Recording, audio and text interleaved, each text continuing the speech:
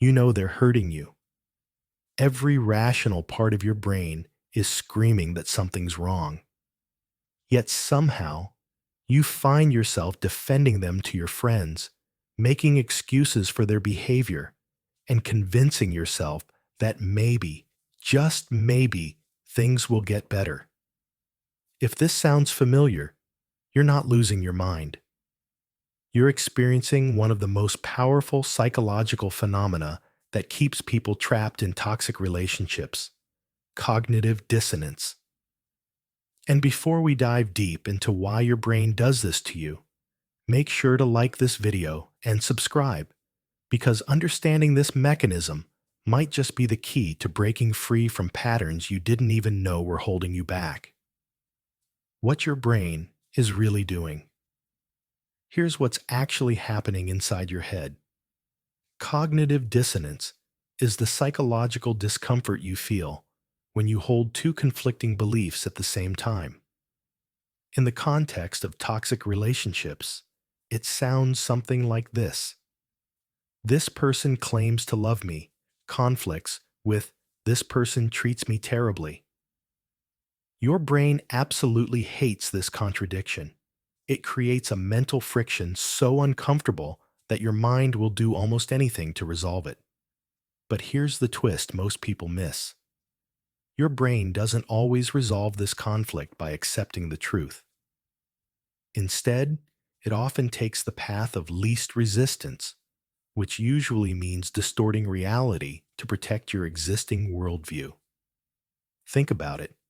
You've already invested time, emotion, energy, and possibly years into this relationship. Admitting that it's toxic means admitting that all that investment was a mistake. Your brain sees this as a threat to your identity and decision-making ability.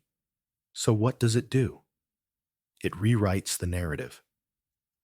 The mind's defense mechanisms. This is where things get really interesting and honestly, a bit unsettling. Your mind becomes incredibly creative when it needs to protect itself from uncomfortable truths. It starts manufacturing justifications that sound perfectly reasonable in the moment, but look absolutely absurd from the outside. You start telling yourself things like, they only act this way because they're stressed, or they had a difficult childhood, so I need to be patient. These aren't just random excuses. They're carefully constructed mental shields that protect you from the painful reality that someone you care about might not have your best interests at heart. The manipulation becomes invisible because you're essentially gaslighting yourself. And here's what makes this so dangerous. The more you defend the manipulator's behavior, the more committed you become to that defense. Every time you explain away their actions, you're reinforcing the neural pathways that support that false narrative. It's like digging yourself deeper into a hole while convincing yourself you're building a foundation. Psychologists call this commitment and consistency. Once you've taken a stance, even privately in your own mind, you become psychologically invested in maintaining that stance. The emotional investment trap. Let's talk about something that doesn't get discussed enough. The sunk cost fallacy in relationships. You know how people stay in a terrible movie because they already paid for the ticket? The same principle operates in toxic relationships, but with much higher stakes. You've already given so much of yourself. You've shared your vulnerabilities, your time, your dreams. The thought of walking away feels like declaring all of that meaningless. But there's another layer here that's even more insidious. When someone manipulates you, they're not terrible 100% of the time. If they were, leaving would be easy. Instead, they give you just enough good moments to keep you hooked. A kind word after days of coldness. A genuine apology after a massive fight. These intermittent reinforcements are actually more powerful than consistent positive behavior. It's the same psychological mechanism that makes gambling addictive. Your brain latches onto those good moments and thinks, see, this is who they really are. The bad stuff is just temporary. But the reality is often the reverse. The good moments are the anomaly, carefully calculated or unconsciously timed to keep you engaged. You're not loving a person. You're loving the potential of who you hope they could become. Why smart people fall for this? Here's something that might surprise you. Intelligence doesn't protect you from cognitive dissonance. In fact, sometimes it makes you more vulnerable. Why? Because intelligent people are exceptionally good at constructing elaborate justifications for their choices. Your ability to analyze and rationalize becomes a weapon against your own well-being.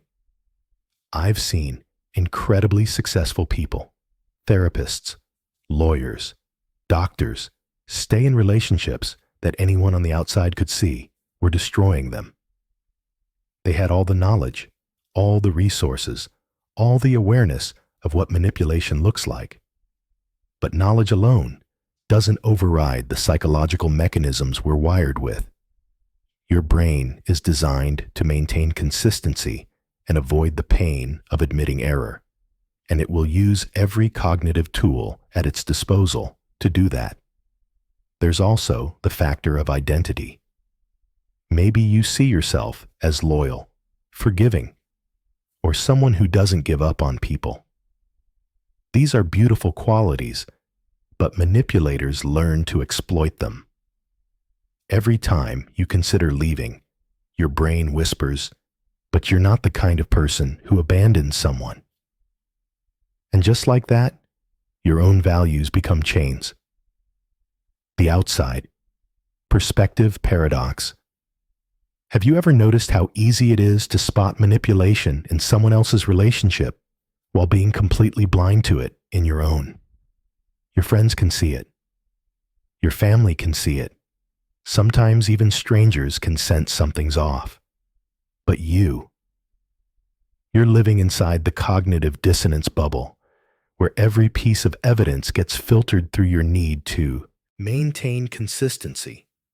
When people on the outside try to point out what's happening, it often backfires. You don't hear concern. You hear judgment.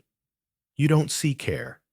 You see an attack on your choices, which triggers even more defensiveness.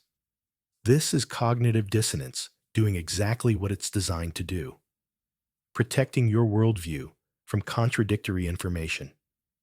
The more people push, the more isolated you become. And isolation is exactly what allows toxic dynamics to flourish unchallenged. This is why manipulators often encourage distance from friends and family. They don't necessarily need to explicitly isolate you. They just need to create enough conflict that you start avoiding those uncomfortable conversations yourself. Your own cognitive dissonance does the rest of the work, breaking the pattern. So how do you break free from this mental trap?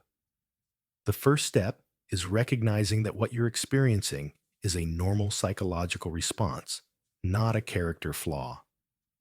Your brain is doing exactly what evolution designed it to do: avoid psychological pain and maintain coherence.